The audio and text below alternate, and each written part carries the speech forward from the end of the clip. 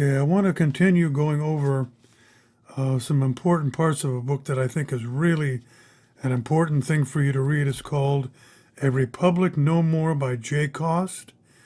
It was written in 2016, but it's terribly important today that we understand the beginning of our government and why it was created, how it was created, and how our forefathers were so concerned about corruption.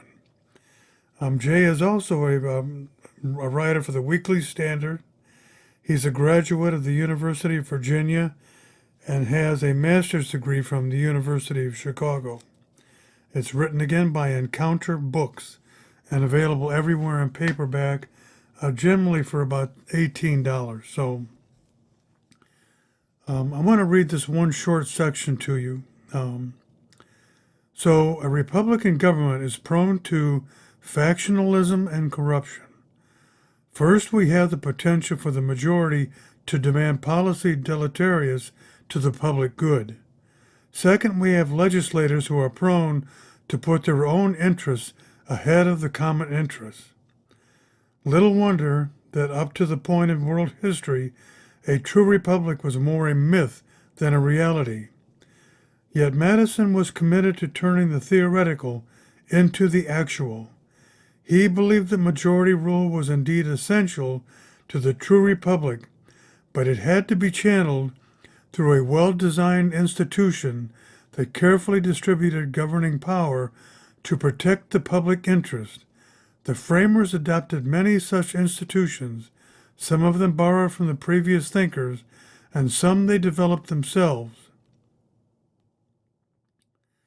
I also want to read you another little part of this book. Woodrow Wilson also called the constitutional system the regime of the Newtonian system, with forces carefully calibrated against one another. In other words, the rules of the constitutional game are structured so that no vast array of forces within the political sphere will combine to produce something that is in the common interest, regardless of how self-interested the many impulses may have been.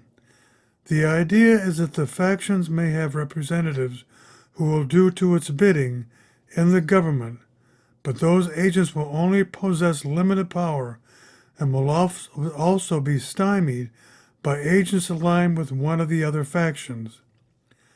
Per Madison's theory of government, it is irrelevant to those who check these selfish ambitions and are themselves driven by private motives.